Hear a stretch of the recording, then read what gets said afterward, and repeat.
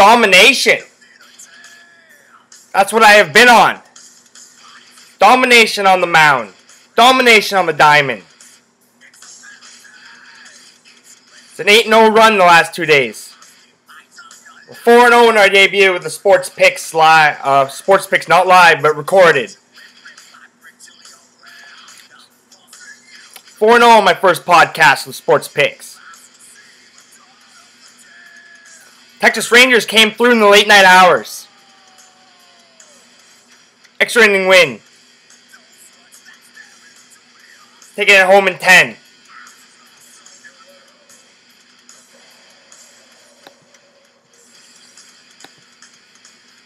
Kansas City Royals and New York Mets parlay came through.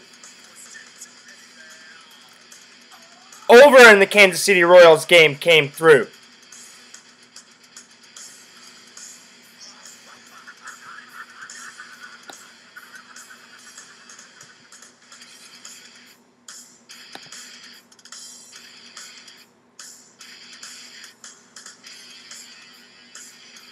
As I pull up my history here.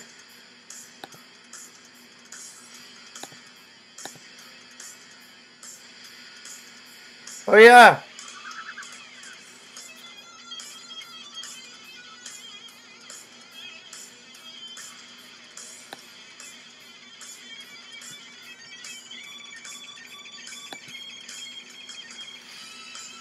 And the over in the Rays-Orioles game. Told you the Orioles would have some guts left in them. Can't be that gutless when you're professionals.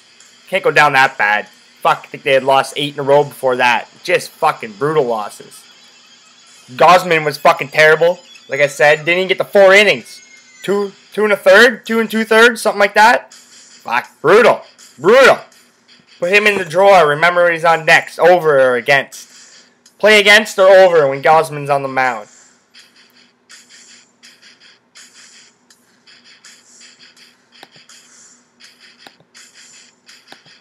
Anyways, like I said, we don't live in the past. We'll remember those. Put our notes in the drawer. We'll move on to today's action. Just going to recap some of the NCAA football picks I had yesterday. I was a little unsure in the Michigan game, as you could see if you watched the podcast last night. Or yesterday afternoon. Sorry, you wouldn't watch it last night, but yesterday afternoon. I was a little unsure in the Michigan game. But like I said, I like Western Kentucky. They visit Vanderbilt.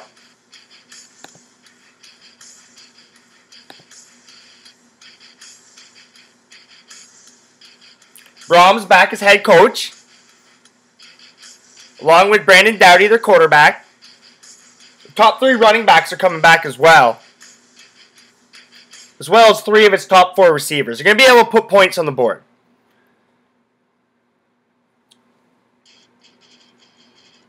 As well as a handful of offensive linemen. So they're going to be able to protect the quarterback. That's what I like. That's what I like for a road team. The Hilltoppers. I like the Hilltoppers that come through.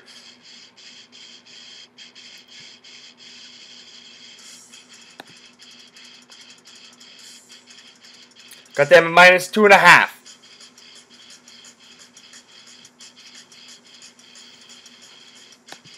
Also said I like Minnesota Golden Gophers playing host to TCU.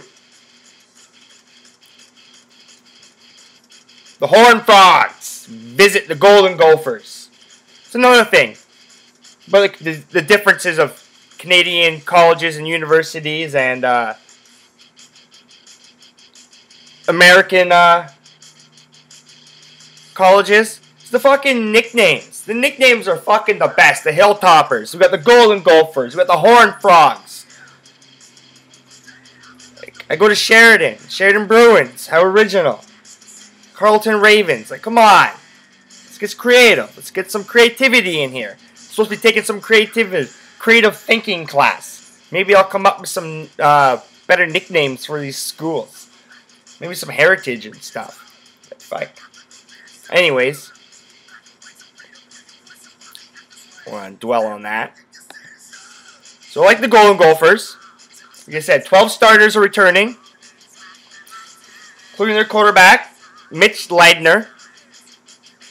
Like I said, they did lose David Cobb Drafted by Titans, 1,600-yard rusher last year.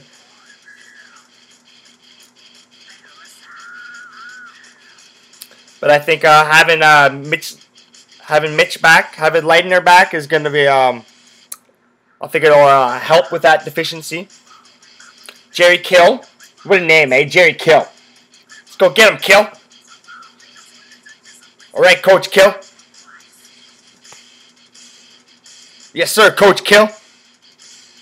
Awesome name, awesome name. Jerry Kill, Coach, yeah. They got him believing down in Minnesota. Positive year last year. Positive year. So they lost 30-7 to them last year. I think they can squeeze that up a few points. More than a few points. Squeeze that up. Good 13 points at least. First game of the year. Hopefully some sloppy offense by the Horned Frogs. They do have Trayvon Boykin back. Heisman, Heisman favorite. I wouldn't say he's a favorite, but he's going to be in the final. He's going to be a finalist. He's a favorite to be a finalist, I'll say. Put it that way. They're good quality on defense. Quality. Very good on defense. Very good.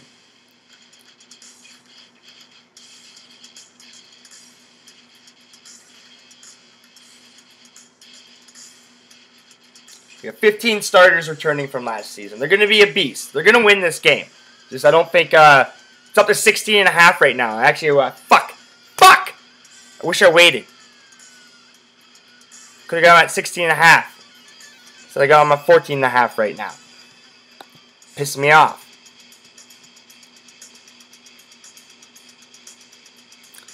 But they got Eric Murray back. Devondre Campbell. You know, they got some key players returning Minnesota, so I think they're gonna be able to hang tough with them. They're gonna be able to hang tough. I'm also taking the over. I'm gonna take our attention to the FIBA. Actually, you know what? Before I get there, I'll finish it off with the Michigan. I am gonna take Michigan, but I got them at plus 5.5. Last night I was gonna take them at plus 4.5, and I just couldn't pull the fucking trigger. Couldn't pull the trigger last night, and I was thinking about the over as well. Don't like the over. I would lean to the under, actually, and I like the plus 5.5 for Michigan. It's going to be a close game if they lose. It's going to be a close game. Like I said, with Booker, Utah is going to run. Devontae Booker, possibly the best running back in college football this year. So they're going to run the ball and tick. There goes that clock. And Michigan's going to try and counterattack with some quick plays.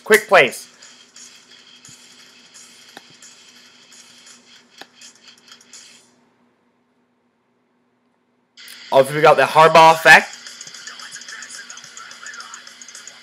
Yeah, I get this music for you. Just kind of enjoying that. But anyways, we obviously got the Harbaugh effect. But the Iowa transfer, I think it's gonna start. Jake Ruddick, 2,400 yards last year, 61% completion rate. Meh, not bad. 16 TDs, 5 interceptions. It's alright. It's a good ratio if you can keep that up. I can handle that ratio. So, I think he's going to beat out Shane Morris. He's been there a couple years. I think he's going to start. Utah also beat Michigan last year with Morris. I'm pretty sure. I think Morris was at the helm. Not quite sure. Maybe not. Oh, yeah. Morris, 11 for 32, 91 yards, 2 picks against Utah and Minnesota last season. And yeah, not what I like to see. So hopefully Ruddick starts. I'm going to throw my money on Michigan. Because of that, I would still hold on until you get some confirmation to see who's starting at quarterback. If Ruddick starts, I'm taking Michigan.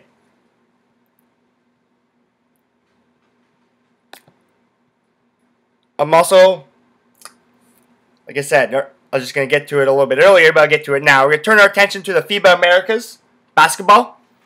Team Canada in action. Lost the first game to Argentina. Luis Scola, new Raptor, went off, I think 35 points. 34 points. He was 30 plus points, pretty sure. Pretty good for a 35-year-old. Show them how it's done. Then Canada came back and handed Cuba a fucking beatdown. I think it was 101 to 52 or something like that.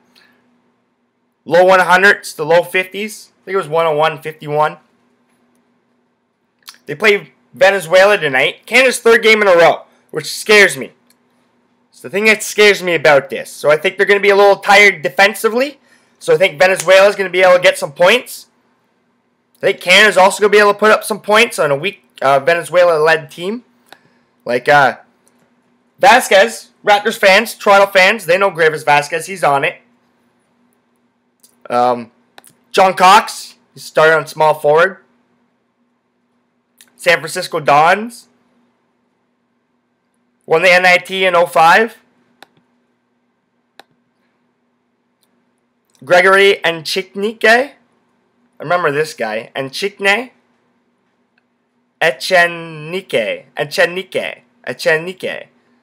Gregory Echenique, I think his name is. Sorry about that. I just had to say it a few times. Creighton. Last played in Creighton, 2013. Rutgers before that. So, yeah, I think they can put some points on the board. The over is 152, so I'm going to take the over. 152. So I'll reiterate my picks for tonight. Western Kentucky Hilltoppers minus 2.5 visiting Vandy. I'm going to take Western Kentucky. Minnesota Golden Gophers host TCU Horned Frogs. Texas Christian University Horned Frogs. The Horned Frogs right now are minus 16.5 favorites. I'm taking the Gophers. I got them at plus 14.5. I wish I had them at plus 16.5. I'm taking the home team on that. Home opener. Home team. Michigan. Taking them at plus 5.5. Loz Reddick starts at quarterback. I'm going to keep my eye on that. I'll tweet something out. I'm going to take the over in the basketball. FIBA Americas. Over 152. Team Canada. Venezuela. Over 152. I'm going to stay away from the diamond. Had a good run on the diamond. I'm going to stay away from it. Not too many things I like. If I see something later, I'll tweet it out. Before I end this, Deflategate's over. Well, for now. Still an appeal process. There's still going to be some more fucking bullshit that lingers on with this. It's fucking airing a ball. We've been talking about airing a ball for fucking 8 months. It's unfucking believable. It's like that plane they talked about on CNN. Fucking MH370 or whatever it is that fucking disappeared. They talked about that for like a month and a half straight. It was unbelievable. It's like CNN and them were talking about Donald Trump. Unfucking believable. They even had one of the other candidates, I'm pretty sure, on fucking questioning their fucking media coverage and shit, saying it's all Trump, pushing Trump. They're like, nah, no, it's not. Sure enough, all the next arguments are all about Trump. The next day was Trump. They just had an interview about Trump. So I'm glad this Deflategate. We talk about some fucking football. I also got Tom Brady in my first fucking fantasy draft. Got him in the 9th round. Not bad. Got Roethlisberger too. I want a running back. I got a fantasy draft this weekend as well. Eddie Lacy in that one I got Brady and Roethlisberger. Eddie Lacy was my top pick. First pick. I was picking 5th overall. Not bad. Then Hilton. Then Gordon. And then was 5th. Roethlisberger was 5th or 6th. Can't remember. I got Murray, the Raiders running back as well. Anyways, Deflategate's over. We'll get to some reaction here from around the league and shit like that. So people might be interested. Rob Gronkowski, let's go. This season to be one heck of another ride.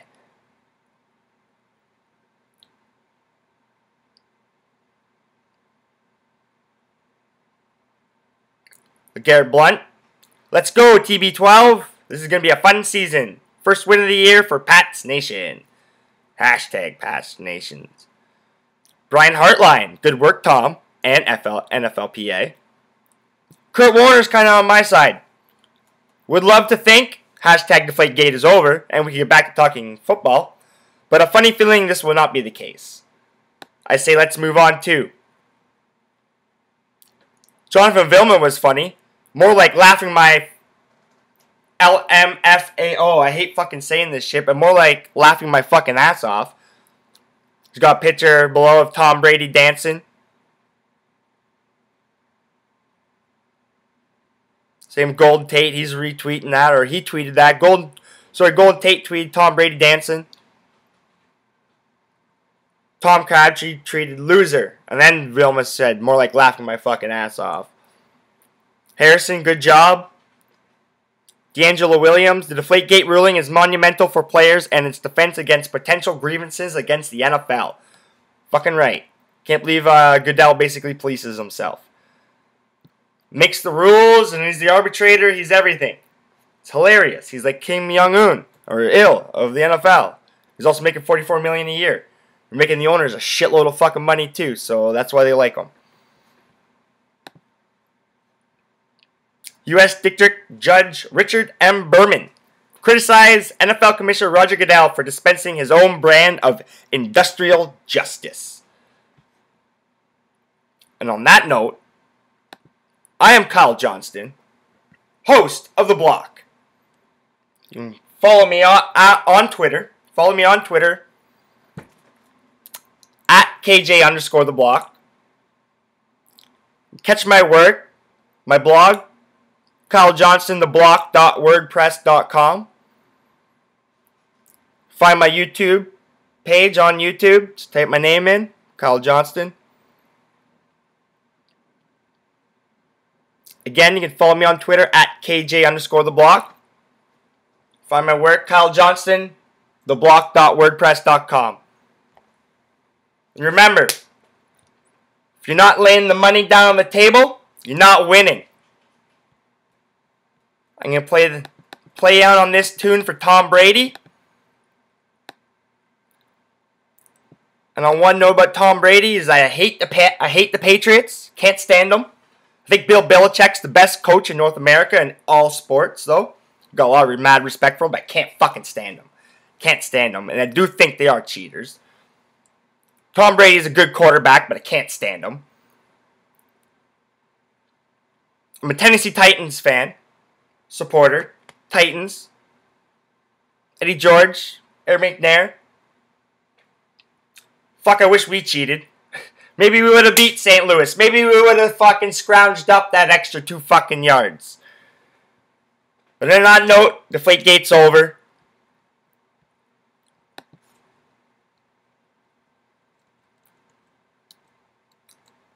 And this Tom Brady is for you. I'm Kyle Johnston. This is The Block, Sportspicks. Enjoy your long weekend. I'm out.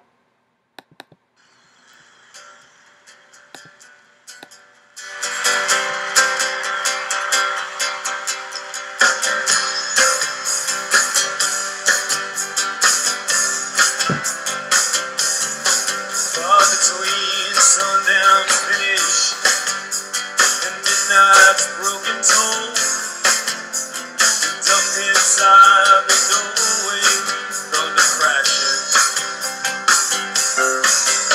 As majestic fills the bolts, duck shadows in the sound, seeming to be the chimes of freedom flashing.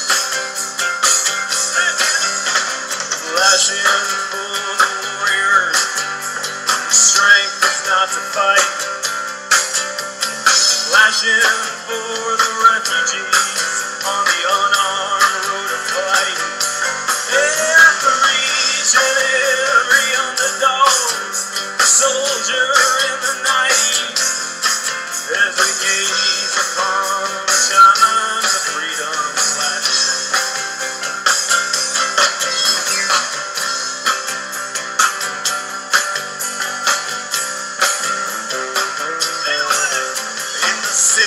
Melted furnace, unexpectedly we watch faces hidden while the walls were tightening. As the echo of the wedding bell falls burning rain, dissolve into bells of lightning. For the tolling for the rain, tolling for the luckless, the abandoned and forseen, tolling for the outcast, burning at the stake, as we gaze upon the shines of freedom flash.